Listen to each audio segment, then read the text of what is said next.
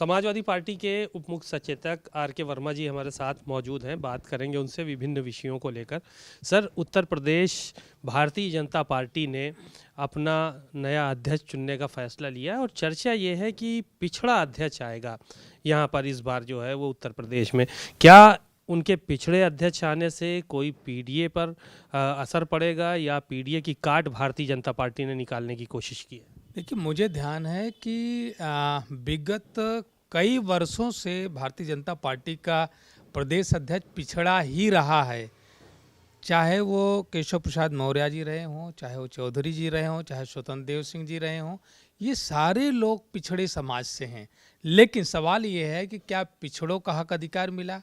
क्या पिछड़ों में होने वाली आरक्षण में जो विसंगति भारतीय जनता पार्टी की सरकार में की गई, क्या वो खत्म हुई? क्या उस पर कोई अंकुश लगा? सही बात तो ये है कि भारतीय जनता पार्टी की विचारधारा पिछड़ा विरोधी है, अनुसूचित विरोधी है और पिछड़ों के हक अधिकार पर डाका डालती है। अभी केजीएमयू का मामला है जहां पर पिछड़ों को और अनुसूचित समाज को डॉक्टरों की भर्ती में कोई आरक्षण नहीं मिला। लखनऊ विश्वविद्यालयों में पिछड़े और अनुसूचित समाज के विभिन्न विभागों में पद खाली 2018 से पड़े हैं।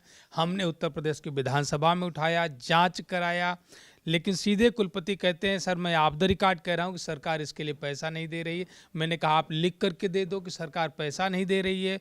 जहाँ पर सबकी भर्ती है वहाँ के लिए पैसा दे रही है, लेकिन जहाँ पिछड़े और अनुसूचित समाज के लिए है वहाँ पैसा नहीं दे रही है। उनके पिछड़ा अध्यक्ष बनाने से क्या बदलेगा? उत्तर प्रदेश में पिछड़ा वर्ग वित्त विकास निगम लिमिटेड उत्तर प्रदेश है, जो पिछड़े वर्ग के युवक युवतियों को प्रशिक्षण देके उनको व्यवसाय करने के लिए सरकारी अनुदान देता है। लेकिन जब से भारतीय जनता पार्टी की सरकार आई है, पिछड़ा वर्ग वित्त विकास निगम लिमिटेड को एक भी रुपया नहीं दिया गया। तो आप मुझे बताइए कि उनके पिछड़ा प्रदेश अध्यक्ष बनाने से पिछड़ों में क्या परिवर्तन आएगा? उनको उनका कुछ भी जो अभी तक पिछड़े वर्ग के जो नेता प्रदेश अध्यक्ष के रूप में अपने दायित्वों का निर्वहन किए हैं, उनका भारतीय जनता पार्टी में कोई असर नहीं रहा है। उन्होंने अपने वर्ग के हक अधिकार के लिए कोई बात नहीं करी थी, इसलिए पिछड़ों में कोई उम्मीद बनती नहीं है। एक सवाल और है कि एसआईआर की प्रक्रिया चल रही है, लगातार चुनाव आयोग अपना काम कर रहा है, तिथियां भी बढ़ाई जा रही हैं, लेकिन कार्यशैली से चुनाव आयोग की आप लोग संतुष्ट क्यों नहीं हैं? आप लोग बार बार सवाल क्यों खड़े करते हैं? देखिए, समाजवादी पार्टी भारत निर्वाचन आयोग पर अविश्वास नहीं करती है। यह अविश्वास तो भारतीय जनता पार्टी के लोगों ने किया था। ये बात कहाँ से शुरू हो रही है?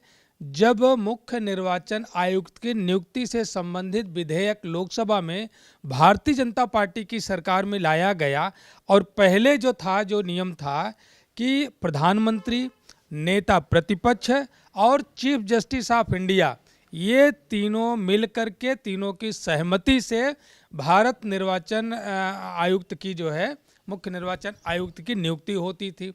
तो आप समझ सकते हैं कि उस पर अविश्वास किसने किया? नेता प्रतिपक्ष को लिया और अपना एक कैबिनेट मंत्री ले लिया। केंद्रीय मंत्री के साथ अपने सरकार के मंत्री को ले करके क्या वो मैसेज देना चाहते हैं? चीफ जस्टिस ऑफ इंडिया को क्यों हटाया? अब तो उनका बहुमत अपने आप है, जिसको भी चाहें वो भारत निर्वाचन आयोग का मुख्य निर्वाचन आयुक्त बना सकते हैं। दूसरी बात, उन्होंने जो संशोधन किया कि मुख्य निर्वाचन आयुक्त के द्वारा किसी भी प्रकार से उनके खिलाफ एफआईआर नहीं कराई जा सकती, उनको दंडित नहीं किया जा सकता। इसका मतलब है कि भारतीय जनता पार्टी बड़े सोच समझ करके लोकतंत्र को कमजोर करने के लिए इस तरीके का संशोधन किया कि मुख्य निर्वाचन आयुक्त का सहारा लेकर के मतदाता सूची में हेरफेर करा करके चुनाव जो इलेक्शन होने हैं, इलेक्शन को मैनिपुलेट करा करके भारतीय जनता पार्टी चुनाव जीतना चाहती है। इसलिए समाजवादी पार्टी बारंबार ये बात उठाई। आपने कहा कि घुसपैठिया। मैं पूछना चाहता हूं कि बिहार का चुनाव खत्म हो गया, एसआईआर आपका करा लिया था, कितने घुसपैठिए मिले? आप जवाब दो। भारतीय जनता पार्टी क्यों जवाब नहीं देती? मुख्य निर्वाचन आयुक्त ने भी, गुप्ता जी ने भी अपने प्रेस में कहा था, बिहार में कितने घुसपैठिए मिले, इसका जवाब सरकार के पास नहीं है। उत्तर प्रदेश में डिटेंशन सेंटर बना करके लोगों में खौफ पैदा करने की एक कोशिश की जा रही है। आप ये बताइए, आपने जिसको आधार बनाया था कि हम घुसपैठियों को पहले मतदाता बनने से रोकेंगे, आप एक चुनाव करा लिए, आपको एक भी घुसपैठिया नहीं मिला। केवल डर पैदा करके जो पिछड़ा है, जो दलित है, जो मजदूर है, जो किसान है, जो गरीब है, उसको मतदान के अधिकार से वंचित रखने के लिए यह कार्य किया गया। भारतीय जनता पार्टी के इशारे पर इतना कम समय में जो एसआईआर की प्रक्रिया पूरी करने का भारत निर्वाचन आयोग का आदेश जारी हुआ। दूसरी बार मैं सुबह बोला था कि अभी तक उत्तर प्रदेश में एसआईआर की प्रक्रिया पूरी नहीं हो पाई है, चूंकि इसमें बहुत समय लगता है, लेकिन आयोग नहीं मान रहा था। अब मैंने सुबह इस बात को कहा था कि भारतीय जनता पार्टी के लोग खुद ही अब बोलेंगे कि नहीं और समय चाहिए। क्यों? कल से सारे लोग शोर मचा रहे हैं कि और समय चाहिए। अभी गाजियाबाद ले लीजिए, नोएडा ले लीजिए, वहाँ पर एसआईआर की प्रक्रिया मुझे लगता है आधे पर है। तो इतना कम समय दे करके केवल निर्वाचन आयोग अपनी हठधर्मिता पर रुका हुआ था कि नहीं, हम नहीं समय देंगे, हम नहीं समय में परिवर्तन करेंगे।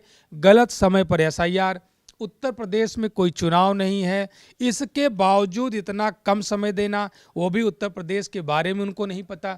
जब उत्तर प्रदेश का पूरा किसान अपने खेतों में लगा था, उसका मौसम, खेती का समय हर वक्त नहीं रहता है, खेती का मौसम था, और उत्तर प्रदेश में हिंदू समाज में जो वैवाहिक कार्यक्रम, जो लगन थी, लगातार वैवाहिक कार्यक्रम में लोग बिजी रहे। आयोग को इससे कोई लेना देना नहीं था। वो केवल अपनी हठधर्मिता में इतने बीएलओ को टॉर्चर करवाया, जिससे कितने लोगों ने अपनी जान गंवाई। तो मैं ये कहना चाहता हूं कि अविश्वास समाजवादी पार्टी ने नहीं किया, अविश्वास भारतीय जनता पार्टी ने किया।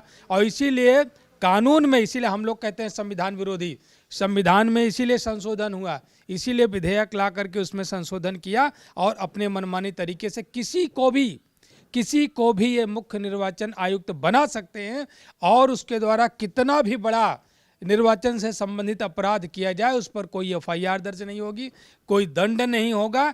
ये तो भाजपा का डर था, ये तो भाजपा के लोगों ने किया। तो अविश्वास भाजपा ने किया, समाजवादी पार्टी ने नहीं किया। ओम प्रकाश राजभर जी उत्तर प्रदेश सरकार में मंत्री हैं और भारतीय सुहेल देव पार्टी के राष्ट्रीय अध्यक्ष हैं। उन्होंने एक सुहेल देव सेना जो है वो बनाई है, आरएसएस बना ली है, राष्ट्रीय सुहेल देव सेना, और उनको बाकायदा वर्दी बांटी गई, उनको स्टार्स लगाए गए, और उनकी परेड भी उन्होंने करवाई है, और कहा कि हर ज़िले में ऐसी ही सेना तैयार करें। देखिए, इस तरीके की मैं किसी सेना का समर्थन नहीं करता हूँ। भारत के संविधान में केवल 3 ही सेना है, थल सेना, वायुसेना और नौसेना। इसके अलावा कोई भी सेना संवैधानिक रूप से अधिकृत नहीं है। अगर कोई सेना बना रहा है तो सरकार को इसका जवाब लेना चाहिए, उस पर कार्रवाई करना चाहिए। मुझे लगता है कि एक आरएसएस भारतीय जनता पार्टी के पीछे जो खड़ा है, उसी के पैरेलल अपने आप को, अपनी राजनीति ठीक करने के लिए, दिखाने के लिए उन्होंने इस तरीके का संगठन बनाया है। ये उनका अपना विचार है, लेकिन मैं किसी और सेना को, किसी चाहे व्यक्ति के द्वारा या संगठन के द्वारा या पार्टी के द्वारा किसी सेना का निर्माण किया जाता है तो मेरी नज़र में वह अवैधानिक है। एक आखिरी सवाल और ले लेते हैं। विधानसभा सत्र की शुरुआत हो रही है, क्या मुद्दे होंगे इस बार विधानसभा में आप लोगों के, क्योंकि 19 तारीख से सदन चल रहा है और 4 दिन चलना है, एक दिन निधन पे शोक प्रस्ताव आएगा और 3 दिन सदन चलेगा। आप खुद भी जो बात हमें कहनी चाहिए आपने खुद ही कह दिया। भारतीय जनता पार्टी की सरकार किसान के मुद्दे पर, नौजवान के मुद्दे पर, महंगाई के मुद्दे पर, बेरोजगारी के मुद्दे पर, कानून व्यवस्था के मुद्दे पर, भ्रष्टाचार के मुद्दे पर सरकार जवाब नहीं देना चाहती है, जवाब देने से बचना चाहती है। इसलिए जो विंटर सेशन आ रहा है, जो शीतकालीन सत्र आ रहा है, उसको छोटा से छोटा कर दिया। केवल 3 दिन का सदन होगा, अर्थात वो सप्लीमेंट्री बजट लाएंगे, एक दिन पेश करेंगे, दूसरे दिन स्वीकार कर लेंगे और तीसरे दिन खत्म कर देंगे। तो उनको अब इसीलिए हम कह रहे हैं कि लोकतंत्र में उनका विश्वास नहीं है। उनका, चूँकि लोकतंत्र जो होता है सहमति और असहमति के बीच चलता है, और हमेशा जनता के हितों पर चर्चा करने का काम किया जाता है, उसके लिए एक व्यवस्था बनाने का काम किया जाता है।